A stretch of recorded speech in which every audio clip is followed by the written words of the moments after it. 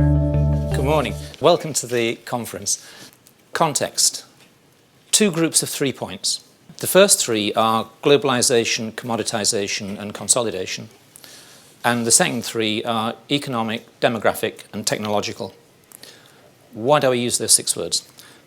We're all sitting here in the middle of 3 processes, 3 drivers, for want of a better way of describing them.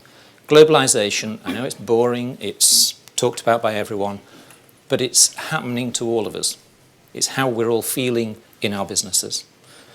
Commoditisation, many lawyers I talk to think it's a dirty word. Everything we do commoditises. And the only question is, over what period? And if we don't change the way we deliver the service, or decide to get out of the service delivery, if we ignore commoditisation, we do it at our peril because we start to lose money. And then consolidation, very simply, very brutally, very unfortunately, but as a matter of fact, there are too many lawyers and there are too many law firms. And supply is exceeding demand. And we have to cope with that. And many of you will have seen what I saw 2 years ago now, a Law Society prediction that by the time this recession is over, 20,000 solicitors will have left private practice for good. Now, when I qualified many years ago, there were only 25,000 in private practice. There are now something like 140,000, or there were at the start of the recession. So that's a sixth of the profession disappearing. And the impact on individuals, on firms, and on service delivery is profound. And if those 3 things weren't enough, if we then move to the second 3, economic, demographic, and technological, economic, one leading managing partner recently said his current estimate of when we might see an economic upturn is 2017. So short-term planning, I'm not planning on a boom, and I don't think anyone else should be. We can't escape that. We have to deal with that. Demographics, everything's moving east. If you look at population growth, Europe is X growth. Why is that relevant to us? Well, one statistic for you. McKinsey project that by 2025, China will have a middle class of 520 million people. That's more than the total population of all 27 members of the Eurozone at the moment. European Union, sorry, not Eurozone. I told you I wasn't an economist. Why is that relevant? They are the people who consume. They are the people who provide demand. We are the suppliers to the suppliers of that demand. If they're going east, we need to think about the effect that has on us. And that brings me to my final point, technology. Because this is the first recession, the first major recession, when technology has been sufficiently advanced that mobility is an issue we have to address. Our people don't have to be in an office anymore. Our clients don't have to be in an office anymore. Mobility has a real impact. And if you think about office infrastructure and cost, it's a huge issue for us. Now, all of those 6 things is almost like a perfect storm. And if you're an operational leader in a law firm, that's great, because it's a challenge. And today is all about how we address those challenges. Budgets matter to our clients. I think many a lawyer, if you asked them to build you a house, would discuss with you the house at the beginning.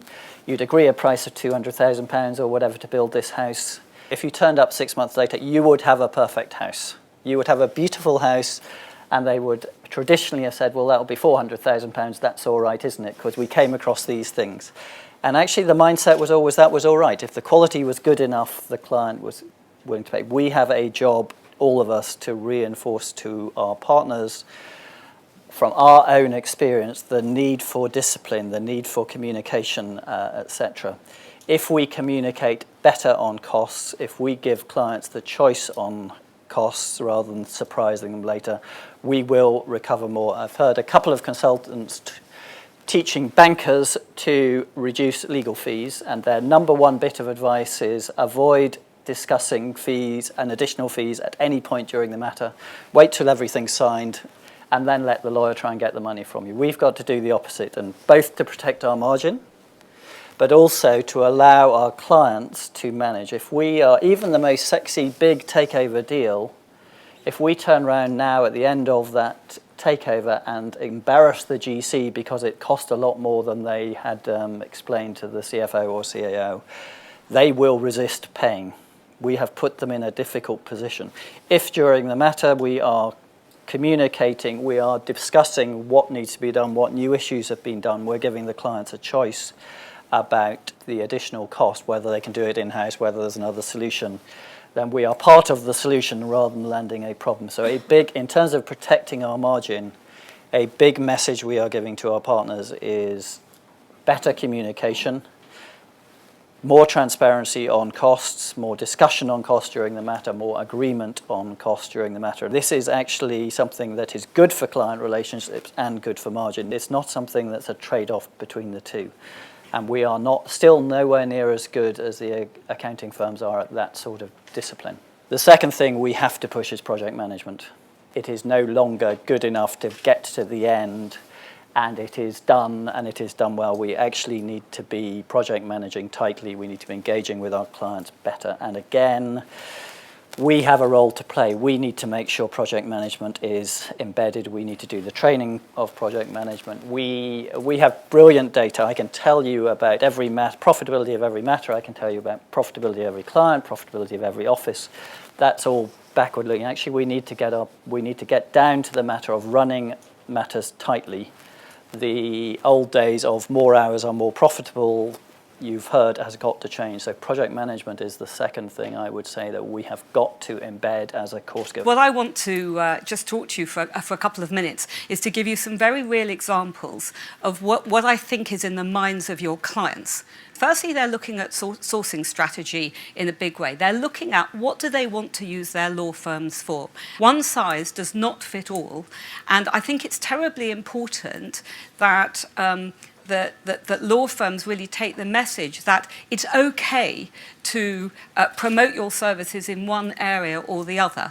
What I think that the clients are saying is we don't actually want one firm that will do everything, which back in the day when I qualified, that's what you did. And that's probably about as much about the flight to commoditisation as anything else. Commodity will happen somewhere else. And we've got some very obvious examples of electronic disclosure or small repeat contracts that actually the market now is being nibbled away by outsourcing organisations, often made up of non-lawyers. Because I think what you're going to find is, what the clients are saying is, why do we need an expensively qualified lawyer sitting in an expensive piece of real estate to do a confidentiality agreement, to do terms and conditions, to run a small piece of litigation? And actually what they're saying is, we will be much happier to use specialists who are not qualified lawyers, and therefore they are really eroding that traditional piece of work that is still, that is done by law firms, but I think over the next 5 years will not really be done by law firms anymore. So the question is, know, if you like, what you actually can provide within a backdrop of what the client actually wants you to provide. Just this week, right, we were looking at 100 law firms, looking at roughly £300 million of spend over 120 law firms globally. We still found that 36 hours in a day by billed by one timekeeper, 126 timekeepers putting time on one file. Too much partner time, too little partner time. Travel policy is you don't pay for local travel, almost without exception. With about 75 of the 120 firms were billing for outside travel, and the expenses policies, copying, so on. We found about £3 or £4 million of unauthorised copying charges, which now that the client is going back to the law firms to recover. What I'm saying is not trying to knock law firms. What I'm saying is the relationship between both the law firm and the client actually is not really has not traditionally been managed tightly. It's not that the law firms are pulling a fast one. It's not that the clients are being careless. It's that It's only now that the clients are beginning to realise that the relationship needs more than just the relationship partner and the client to go out to lunch or play golf every 3 months. It needs active daily management. And what's happening is the clients are getting that from the procurement teams. Procurement is saying to them, all models don't work anymore. We want to know where every penny is spent. We want total transparency. And the fact that the law firm sends you a bill, which we still get without itemisation, is not satisfactory. So I think what I'm saying is the old models are not working, and the client itself is under pressure, and that will put the law firms under pressure. So where do you stand? Most general counsel, heads of legal teams, are now in more of a project management role. What are they doing? They are, apart from multitasking, as in the in-house community always do, advising the board and so on, they're also pulling in their legal services from any number of sources, from outsourced providers, people like us, from law firms, and they are project managing the range of services that they get, some of which they're doing internally. So employment, real estate, it's not just going out to a law firm, it is being project managed by a number of providers. That's a challenge for the general counsel or the in-house legal team, because actually they haven't got time to project manage anything. Their law firms who will end up being the trusted business advisor will be those law firms who understand the challenge of project management, who say to them, okay, this is the bit that we, the law firm, will do ourselves, and everything else we will actually get from other services. We'll cost it right, we'll provide a good service, and we will project manage. So we can still provide all your legal services, but we'll do it in a different way. I think that those law firms who rise to that challenge will find themselves in good position. So if I take you briefly into some key points I was going to cover through, which very much echo the points that Julia was making. I mean, the first thing very clearly is that in-house is not going to get any easier due to the economy, due to the environment that we're in. It's getting to be tighter, smaller pockets. It's getting to be more monetised, more metricated. We're driven towards commoditisation by the dreaded in-house expression foisted on us of more for less. In most of the environments I'm in, I have a shrinking year-on-year budget, not a growing one. It's either static in real terms against growing demand, or it's shrinking in real terms as well as meeting growing demand, which needs to be thought about when you think about the pricing structures you implement. It is also moving towards commoditisation. It's focusing much more as a client piece about how we get to management intelligence and services, how we control our environment to get the best value. Essentially, my job is to make sure that business leaders make informed and accountable decisions on the legal risk associated with doing their business practices, and that that's then documented adequately, whether in internal decision making or in documentation. That's all my job is. And it doesn't mean I have to necessarily use a lawyer to help me. It could be a commodity provider, an information services provider, a non-regulated legal provider. And as my previous role brought out very clearly, if you go and stop and look at the things that we actually have to be regulated to do, it's very limited. Most of us are saddled, if you like, with the fact that we qualified as solicitors or barristers, and we therefore have to stay qualified because of our qualification in order to do anything remotely legal. But anyone who didn't start as a qualified lawyer has a huge degree more flexibility about competing on exactly the same work that we do in most areas, outside essentially of litigation, advocacy, and some aspects of property work. And essentially those aspects of property work are basically about actually mechanically filing stuff with the land registry, nothing much more than that. So if you think about the type of clients, we're not a one-size-fits-all.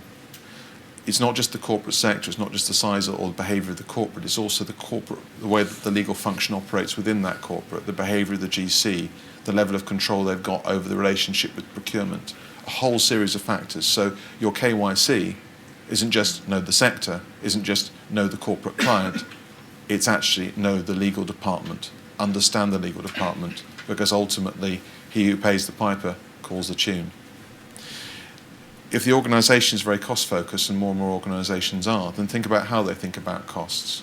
In Dell, for example, if we sold a £300 consumer PC, we might make 4% margin on it, or 12 quid. So if you think about 12 quid, and you then think about how many computers it takes to pay for 1 hour of legal advice, you then see how we think. If you then think, oh, it'd be nice to have the trainee sit on at £180 an hour on the call just for the sake of their learning at my expense, how many more computers? Because that's how I'd have to think about it and how I'd have to rationalise it to my finance director. Turkeys and Christmas. Why would a turkey vote for Christmas? Why would you be proactive in engaging and helping to make your own practices less margin rich? Well, think about this as an investment in the future. If you think about our environment, you may think about it like some of the better recruitment consultants do. We all run through a relatively small pool at the same rate over quite a long period of time. So getting to know and maintain a relationship with a client is perhaps a 15, 20, 25-year investment. And if you think about it in that sense and think about the returns in that sense, it makes a big difference in how you approach the relationships.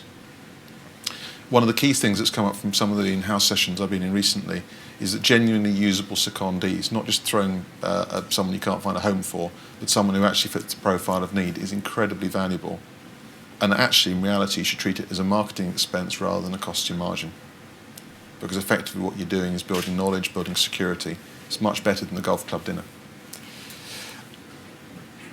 If I very briefly go on to what's in a brand, one of the key things for all of you in the room is essentially, why is the brand worth more than the sum of its parts? Why am I buying your firm rather than buying the individual? Why am I paying the margin and the overheads for all the administration, including, being put bluntly, your salaries? It's because of the sum of the parts being added up to more greatly because of your brand. So why does your proposition as a brand work for me as a client? Why do I want you more than the partners I'm dealing with individually? Be frank about your weaknesses. Don't let me find them out, because if I find them out, it undermines you. If you acknowledge them and work around them with me, I'm more likely to trust you because you've been frank with me. Make sure your expectations are real and grounded.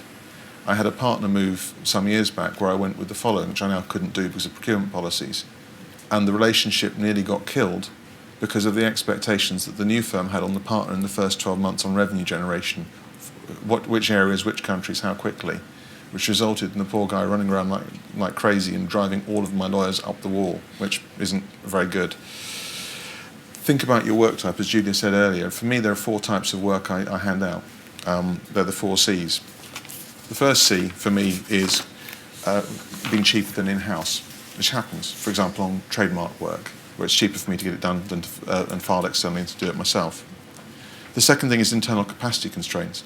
But bear in mind that commodity type work is normally transient, and I'm going to be looking for the cheapest possible location to do it.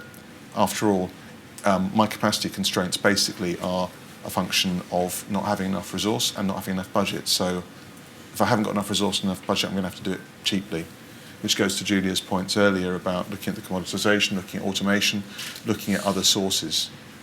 Thirdly, it's competence.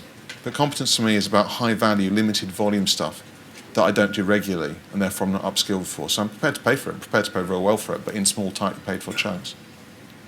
And fourthly, there's confirmation work. This is giving people assurance internally or externally that my internal team are right on what they've said. Now, I very rarely want to do that because I've ultimately suggested my internal team is incompetent.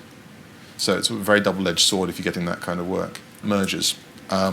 So I wanted just to flag a couple of brief thoughts now on that. The first one is, don't conflict me out. If you merge, am I still going to be able to work with you? And it's not just your policies and other clients, it's my policies too. The second thing is, don't assume that I can move. This also applies to lateral hires and partner followings. I may have internal procurement rules. I have panel requirements which may leave me stuck for 3-5 years. I will also have potentially issues about the way that the new firm supplies work, which doesn't comply with the model that got through the tender the last time. And in particular, don't assume that I want what the merged entity offers. I certainly won't want higher rates for your brand if the brand doesn't give me what I wanted. And if it did, then I'd have gone to you in the first place. The final point, really, just to wrap up, is you should always think about what's in it for me in my language, not what's in it for your partners in theirs. Because the biggest individual problem about any relationship I have is when people are not looking at things the way I do, because then they don't understand what I need the way I need it. And an archetypal example of this is to do with back-end policy. Most of what we do is commoditisable, or is already commodity, and we pretend it's otherwise. So that puts a real premium on the competence of service delivery, not the service itself, not the law content, but the accuracy of estimation, the accuracy of billing, the efficiency of delivery, the correct manning of time. But it's also about getting the invoices right first time. A little rule of thumb I use is if you think about every member of my team as having the same cost to me as you would charge me for an equivalent person. So, my senior people are your partners, my junior people are your associates.